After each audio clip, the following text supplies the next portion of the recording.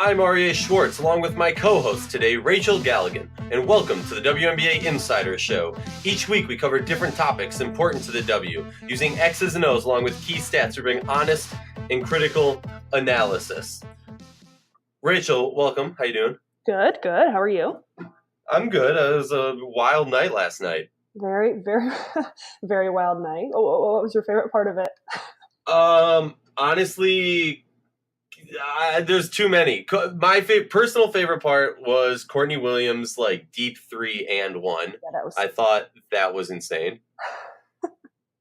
I'm on the Courtney Williams hype train. I've been hyping her up for a while, and I will continue to do so going into the offseason and next year. R.I.P. Connecticut Sun. R.I.P. Yeah. Ooh, that was tough. Well, let's start with LA and DC, the early game.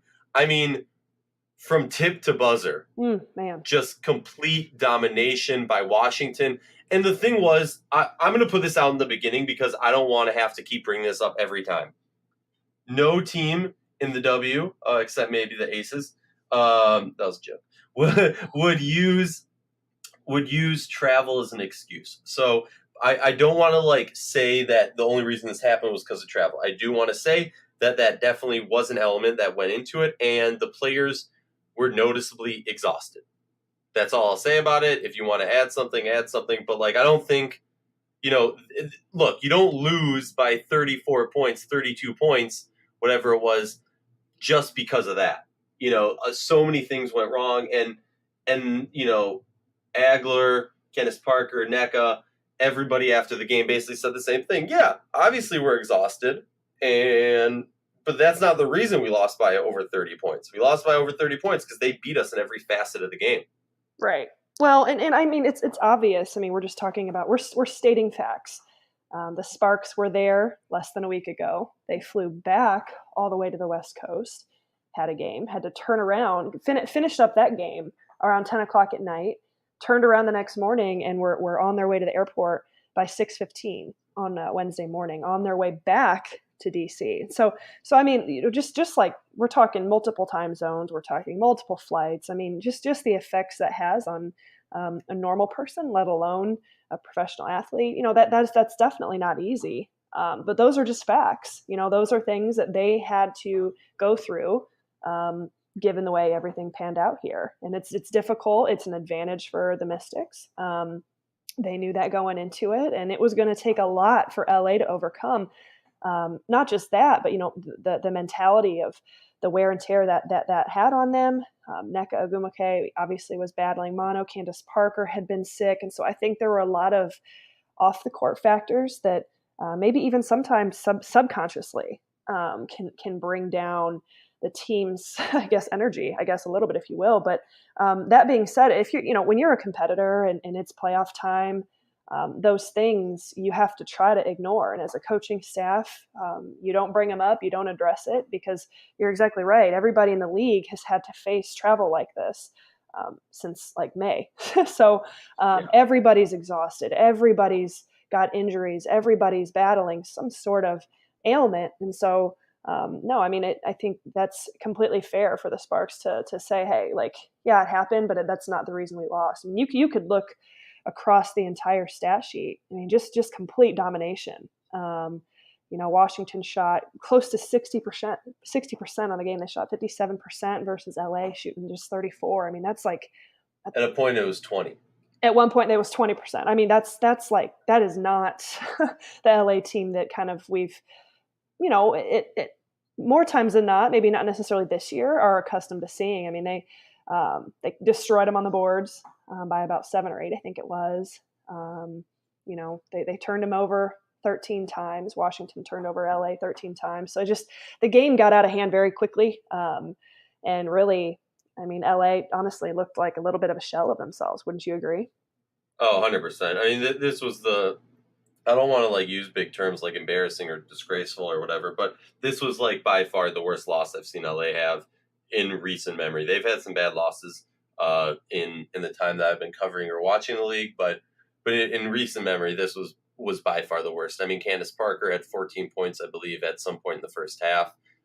She ends with 16, and she's the only player who hits double digits. Yeah. No one gets more rebounds than her with 8. So if your best player is dropping 16 and 8, and that's by far the best stat line, you got issues. Yeah, not going to happen. Well, and then, I mean, you throw in Nneka in there, who goes 2 for 10. She finishes with 8. That's not very Nneka-like. Talk about Chelsea Gray, who just the night before went off and was kind of the hero in the win against the Lynx. I mean, we know what Chelsea Gray can do, and she was going to have to bring that probably every game in these playoffs for the Sparks to be successful. She goes 2 for 11, finishing with 7 points. So you just, whether it's they ran out of gas, whether it was a mental aspect of it, I don't know, but just from the jump, I mean, Washington jumped out 27-16 after the first quarter, and it was donezo after that. Oh yeah, and the thing is, like, both these teams are not known for pushing the pace. They're very bottom of the league in pace. But what Washington did was, hey, we know that that's a weakness, if you will, of both of ours. But I think both teams have the ability to push the pace. Because LA with more because of their athletic ability, Washington just their style of players and their youth. But something that stands out to me that I want to throw out there is the assists. Now, I'm pretty sure in the post game, Tebow talked about this, saying that this was a team record in the playoffs for most assists, possibly out of playoffs also. But looking down the starting 5, 4 assists, 3 assists, 4 assists, 9 assists, 7 assists. When you have your guards dropping 16 assists between the two of them, along with 9 rebounds and over 20 points, that's a great sign. They pushed the ball. They were feeding the ball. It honestly very much so looked like what I'm used to seeing from the Sparks, where you get the ball to the other side of the court, and all of a sudden the ball's just flowing around. And there was never a stagnant point where the ball kind of got stuck anywhere. And if it did, Christy Tolliver and Natasha Cloud had no problem creating something on their own. Well, I mean, whether it's sharing the ball, obviously the assist numbers were great. Those were tremendous. It finished with 28. But so much of that had to do with people were making shots. Now, were they hot, or was LA just not defending? Because another part of this too, LA is the top defensive team in the league. I think. Well, talk to me about this. What do you think it was? For me, it was a combo. In the beginning, LA's defense was there, and the Mystics were just nailing everything. Everything was going in. It wasn't like they were getting cheap shot calls or anything. Everything was going in. And then as that happened and LA couldn't respond, and Agler spoke about this in the postgame, when they couldn't respond after that, it kind of got to a point where you maybe get a little mental and you get in your head and you're like, well, they're making everything. That's happening today and we're not making anything. That's exactly what it was. LA's used to giving up 77 points a game. They gave up 96. I mean, it was just, chalk it up to one of those nights where nothing was going well. I know it is, being in those settings where your opponent's knocking down every shot, they're feeling it, they're moving the ball, they're everything's kind of going their way. It's extremely difficult to come up with stops, and it's extremely difficult to come up with consecutive stops. We saw that the other night with the Phoenix Mercury, against the Dallas Wings. I mean, they were out of their minds, just throwing stuff off the backboard, and Dallas just kind of crumbled. They couldn't come up with stops, and it just shows that really nobody is immune to that. When a team is feeling it, and they're knocking down shots, and they've got rest, and then they've got the energy, momentum behind it, which clearly Washington did. It was going to be detrimental to LA, even the best defensive team in the league. So I agree with you. I think it's a combination of both. Oh, you're bringing that one back. I'm bringing it back. It's playoff times. We got to bring out all the stops. Phoenix in Connecticut, a repeat of the same matchup last year, same place, same round, same result.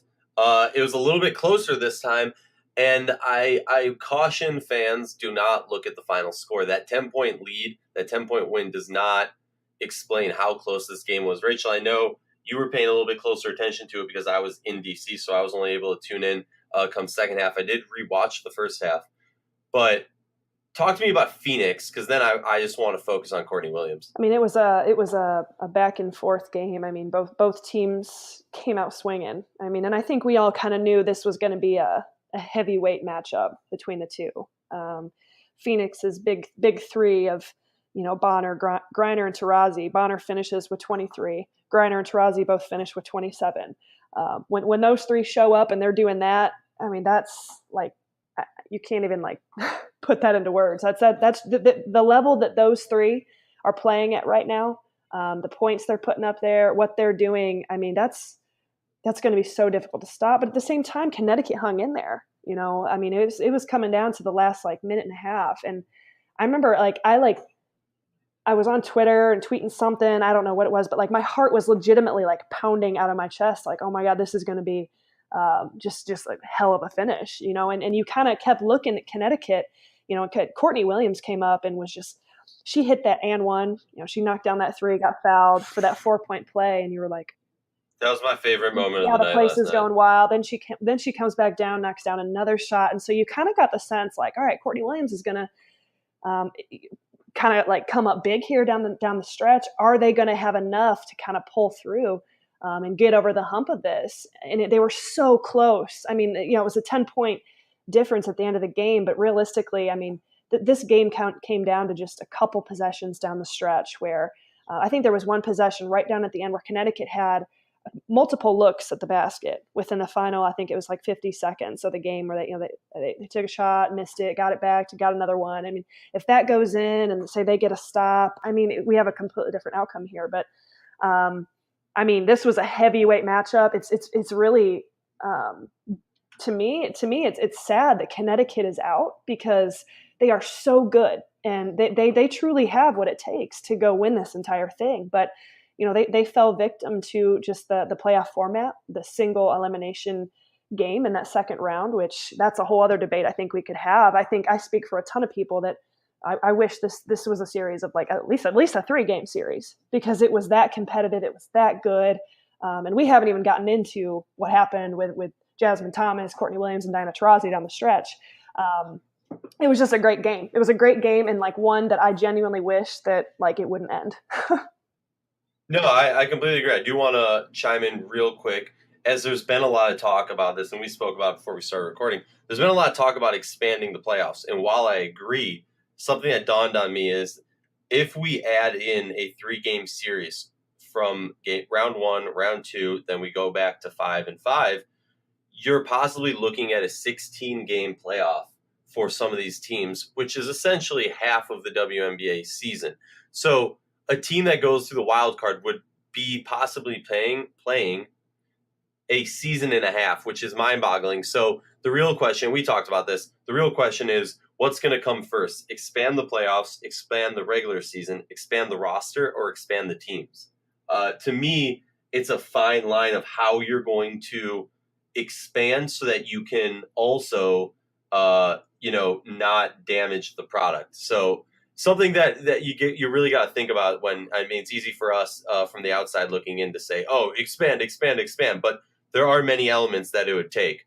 All right, real quick, what's your thought on the whole Diana Taurasi clapback, if you will? Well, just hold on real quick. Back to the comment that you said. I definitely understand that. I mean, this year, I mean, everything is so condensed. It's like fitting as much as we can into like this tiny little like pickle jar of what we're trying to do here with this 2018 WNBA season. So I understand how different the different formats would be. And as much as we love it, we wish we could have more of it. We wish we could have a longer playoff series. We wish we could just have more of it in general.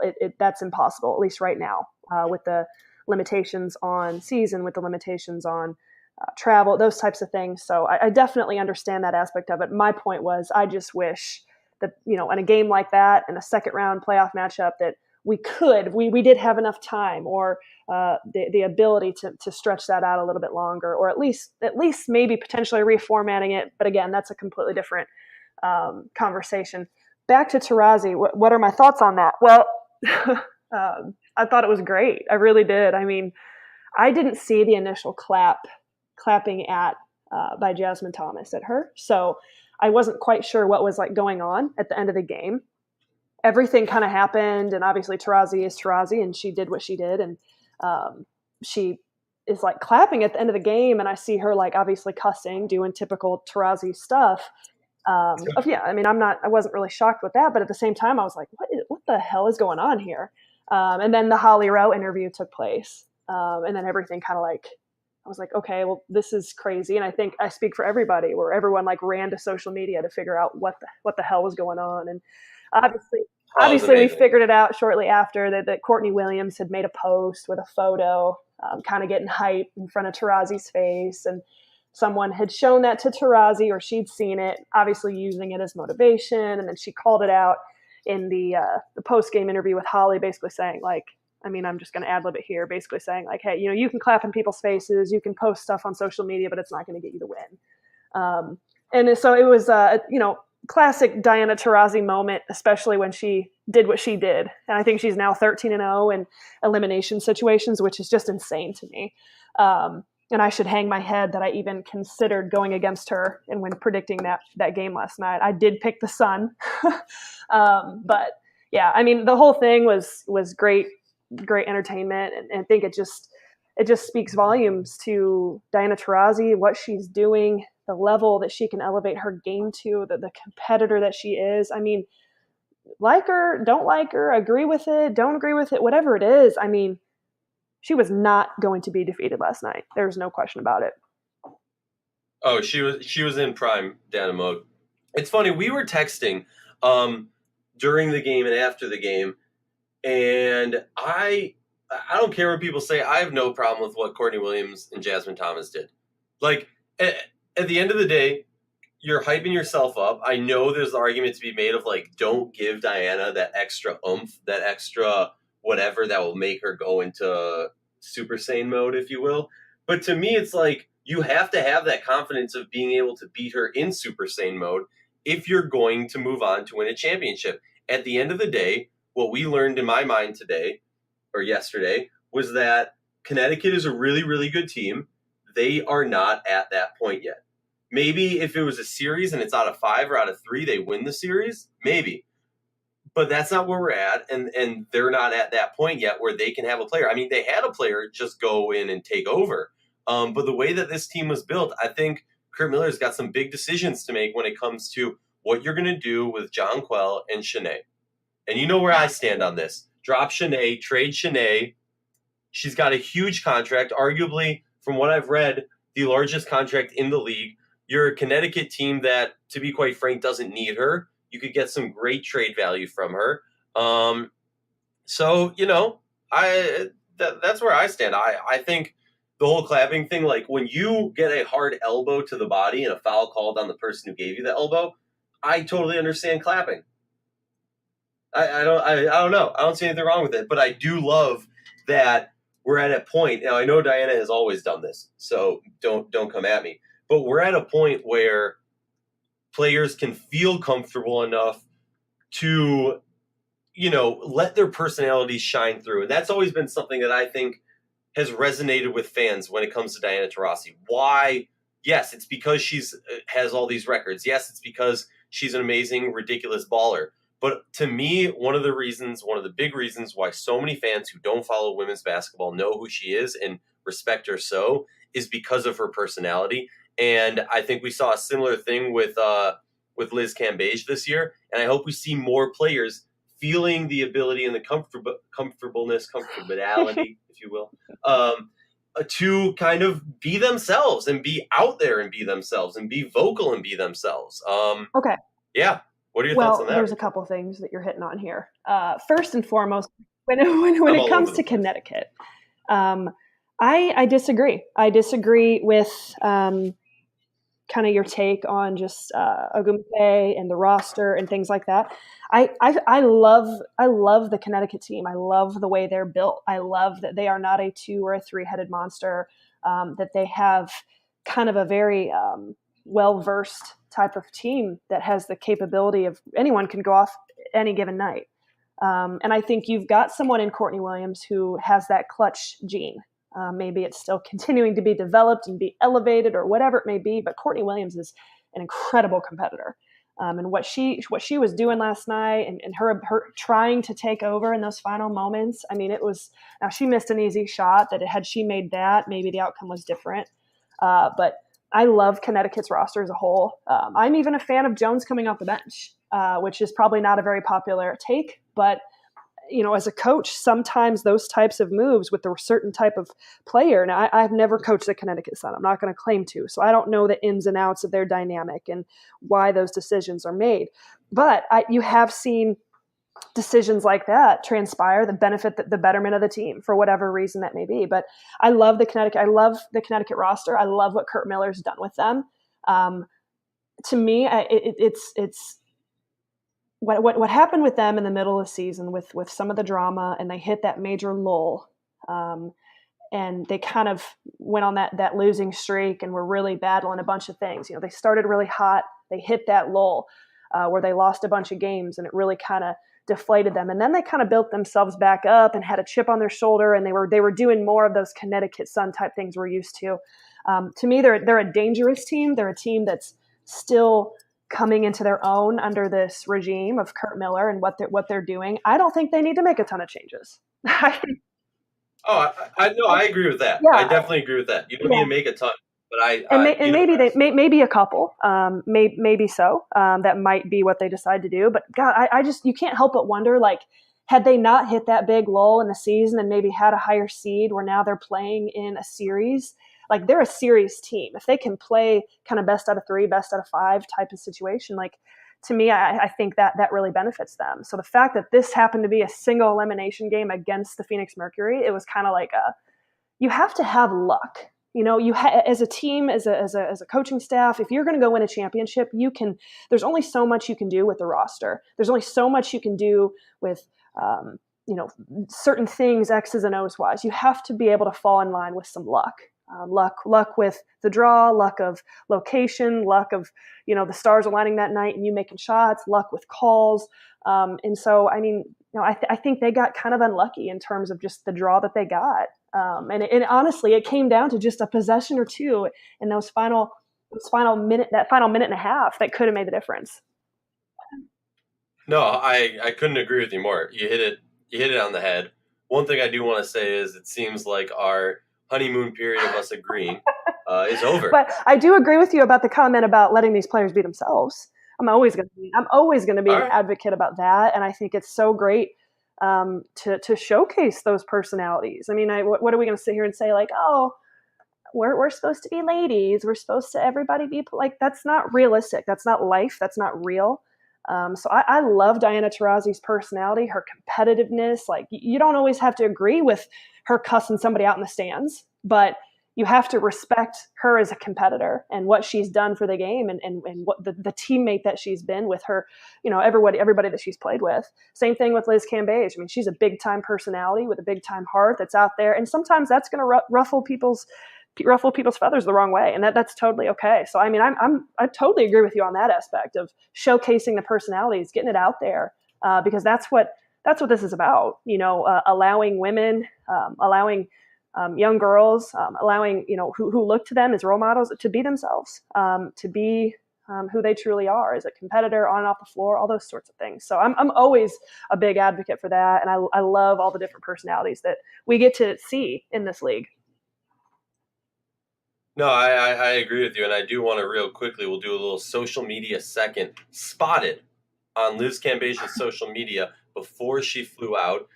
She was hanging out with former head coach Fred Williams. So the rumors, it's not just rumors. They are close. He was a big reason that she came back. And she's spoken about that a lot, but they are still friends and they are still close. And keep that in mind moving forward when we find out whether or not she's staying in the league or she's going to keep being that comment. This has been the WNBA Insider Show. I'm Aryeh Schwartz. The amazing other person is Rachel Galligan. Make sure to follow us. We cover the WNBA every week with different episodes, important topics. Make sure to tune in.